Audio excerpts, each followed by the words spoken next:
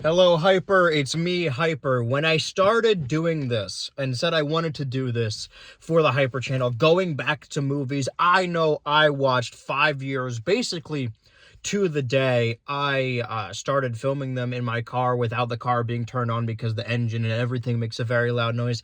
But it's actually quite cold out now. Last week I filmed this. It was a nice day. It's supposed to be spring, but I suppose not.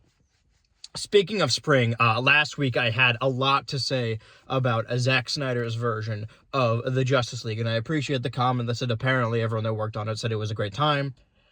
This movie is not nearly as important. I think I am the only person who thinks or talks about this movie.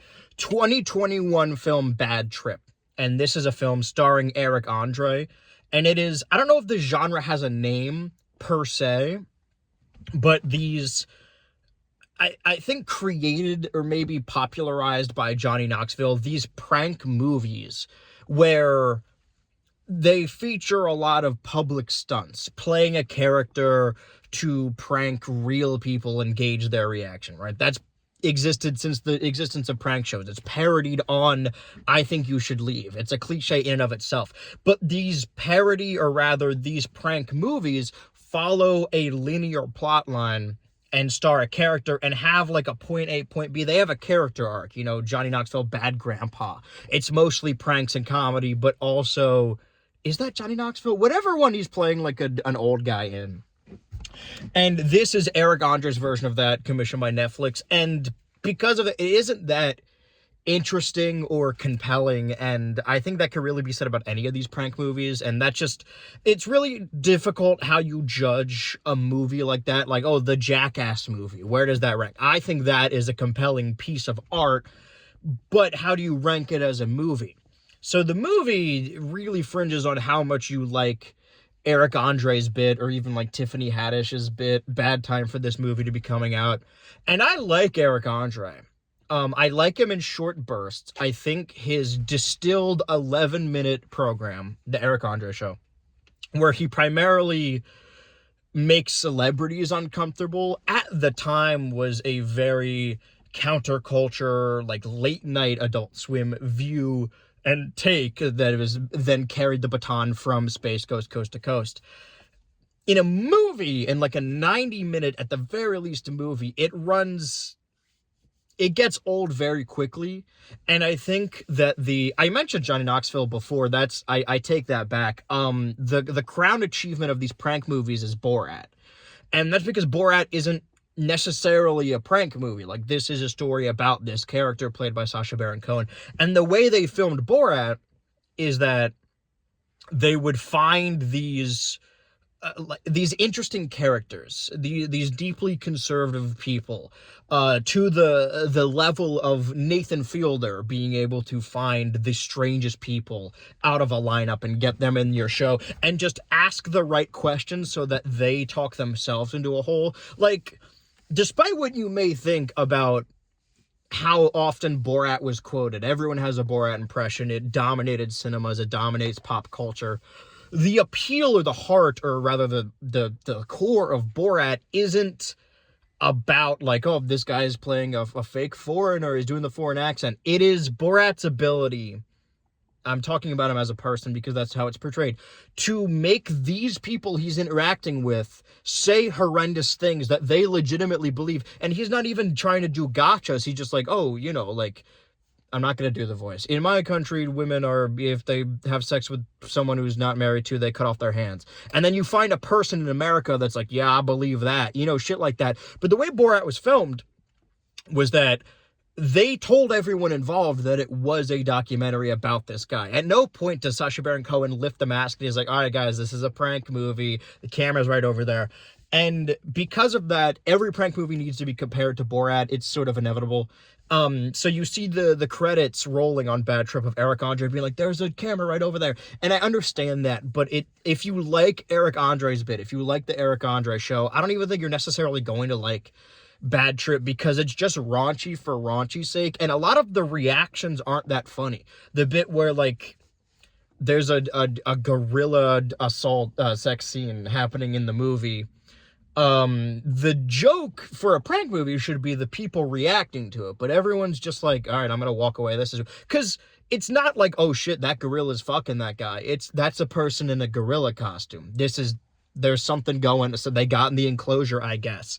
So this movie ultimately is unmiraculous, is unimportant in the grand scheme, in the lineage of cinema. But the reason it sticks with me so much is because there is a scene in like the first 20 or 15 minutes of the movie where within this prank story, Eric Andre is playing a character who I can't even remember the name of because I just call him Eric Andre every time, sits next to this man on the bench, and he's telling a story about the love of his life. That's the plot of the movie. It's a road trip prank movie because every prank movie is a road trip. Going to some place to find this girl and get with her. That's also the plot of the Fred movie, but that ain't a prank. And in this scene, Eric Andre breaks into song and choreographed dance and does an entire musical number all around the roundabout ahead of the mall, inside the mall, and then it ends with him getting up on a table inside the shopping mall, and a bunch of chorus and background dancers pop out, and they do the performance with him. And everyone that's on camera reacting to this, that isn't doing the song and dance, is not a paid actor. They are reacting to this. And I saw that 5 years ago, 20 years old, I saw that, and I thought, that's brilliant. Why is nobody else doing this? Obviously, I've made it clear that I love musicals. I love musical film. If you look back in the history of cinema, it's deeply entrenched with musicals. Most early musicals or early movies that people remember are movie musicals. That's where Disney got its start. That's what Disney is, their bread and butter. The idea of there being like a, not Borat level, but like a Johnny Knoxville, Eric Andre style prank movie that's a musical. And the joke that everyone makes about musicals is like, oh, whenever you see a parody of a musical, it's like, why did you just break in a song and dance? That's weird. People don't do that. That bit would be funny if you had all of these musical numbers with so many moving parts, but there's real people reacting to it, breaking into song into real life. And maybe that would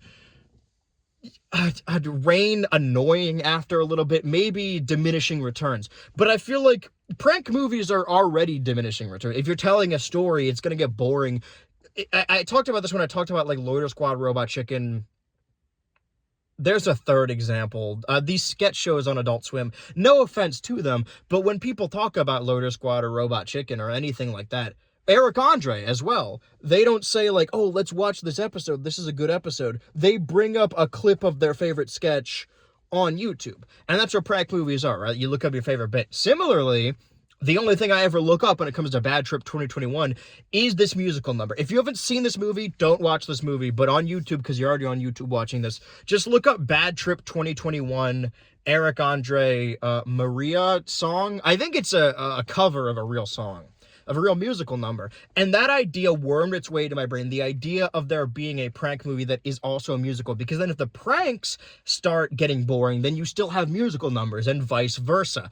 And nobody has capitalized on this idea. I don't know how I could capitalize on this idea. I don't have the liquidity to be able to fund a movie like that, nor do I have the ability to write musical numbers, but I haven't been able to stop thinking about it. And honestly, this is really all I have to say about Bad Trip 2021. And that's why I got in this car. I watched the whole movie. Not a good movie, but I watched it just so I could bring this up. My opinion hasn't changed. It's a fun musical number.